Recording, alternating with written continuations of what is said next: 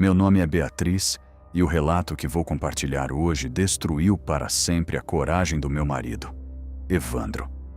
Ele trabalhou a vida inteira fazendo fretes com uma caminhonete traçada nas estradas de terra ao redor de Altamira, no Pará, onde nós moramos. O que o Evandro presenciou no meio da mata fechada, em uma viagem que devia ser rotineira, vai gelar o seu sangue. Isso aconteceu no final de 2016, bem no auge da época das chuvas. O trecho de terra da Transamazônica vira um sabão, cheio de atoleiros, e a selva parece que avança para engolir a estrada. Na região norte, muitos motoristas têm contratos fixos para abastecer vilas e garimpos afastados, e o Evandro tinha uma corrida dessas. Por quase 3 meses, ele fazia um trajeto fechado todo domingo no final da tarde, entrando pela noite adentro.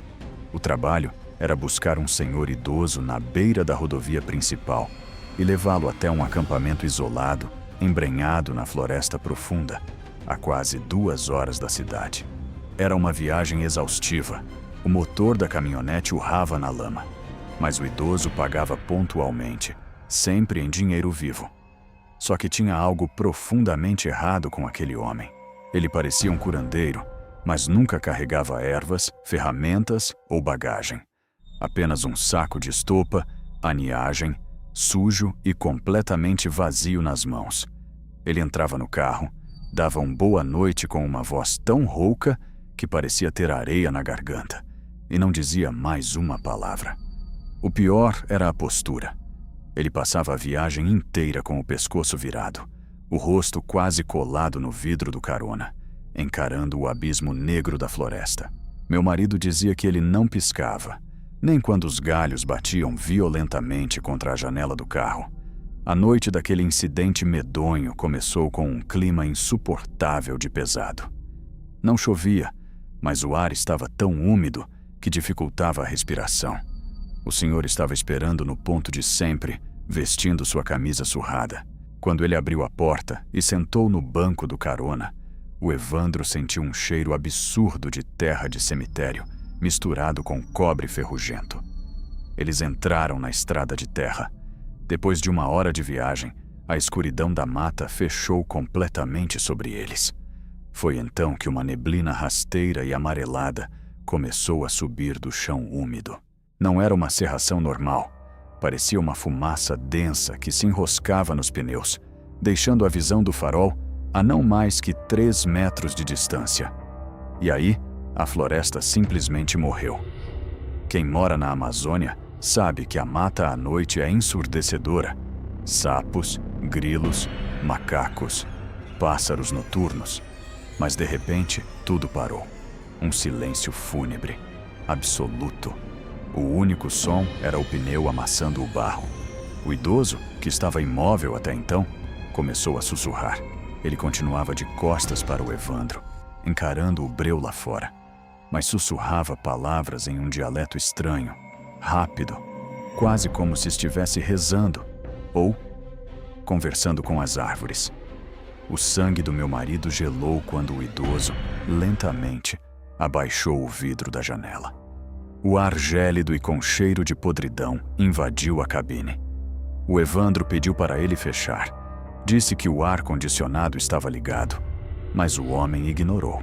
Ele colocou a cabeça para fora, no meio daquela neblina, e deu uma risada baixa e seca. Incomodado, o Evandro olhou para o retrovisor central para tentar ver o rosto do velho pelo reflexo. Mas o que ele viu no vidro não foi o passageiro. Lá atrás, na estrada de terra, iluminada apenas pelo brilho vermelho da lanterna de freio da caminhonete, havia uma silhueta. Era algo pálido, esguio e alto demais para ser um humano. A criatura estava parada no meio da pista, de braços longos que tocavam o chão, e estava arrastando algo pesado e ensanguentado pela lama.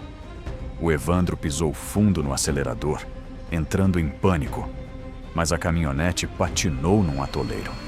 O motor gritou, os pneus giraram em falso, jogando barro para todos os lados. Eles estavam presos. O idoso parou de rir. Ele virou o rosto lentamente para o meu marido. Os olhos do velho estavam completamente brancos, virados para trás. Ele abriu a porta da caminhonete, desceu pisando na lama funda e falou com uma voz que parecia vir de várias pessoas ao mesmo tempo. A entrega chegou. O velho caminhou calmamente para dentro da neblina negra, indo exatamente na direção daquela criatura pálida. O instinto de sobrevivência bateu. O Evandro travou as portas, engatou a tração nas 4 rodas e forçou o motor até o limite. A caminhonete deu um solavanco violento, rasgou o atoleiro e disparou pela estrada. Ele não olhou no retrovisor. Ele dirigiu chorando e tremendo até ver as luzes da cidade de Altamira. Quando ele finalmente parou no pátio de um posto de gasolina iluminado, o coração ainda quase saindo pela boca, ele olhou para o banco do carona. O velho não estava lá, mas ele havia deixado o saco de estopa para trás. O Evandro, tremendo, pegou um pedaço de pau e cutucou o saco. Ele não estava mais vazio. O tecido grosso estava encharcado de um líquido escuro, e o cheiro de carne podre empestou a cabine. Meu marido não teve coragem de abrir. Ele jogou aquilo num tonel de lixo, mandou lavar o carro 3 vezes e nunca, jamais, aceitou outro frete depois que o sol se põe.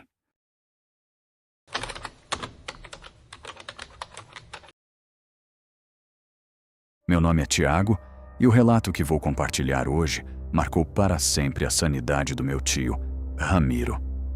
Ele dedicou a vida inteira como barqueiro na região de Cananéia, no extremo sul do litoral de São Paulo. Mando um abraço para ele, que ainda vive por lá, mas já faz mais de 10 anos que ele se recusa a entrar num barco depois que o sol se põe. O que meu tio presenciou em uma travessia de rotina, no meio da madrugada, vai gelar o seu sangue. Isso aconteceu no inverno de 2012. Naquela época, a maré andava muito revolta e as noites caíam com um frio cortante. É comum no litoral sul que os barqueiros fechem pacotes mensais com pesquisadores ou pescadores que precisam fazer travessias noturnas. Meu tio tinha um cliente assim. Por quase 6 meses, ele fazia uma corrida fechada, religiosamente, todas as terças-feiras, pontualmente às 3 da manhã.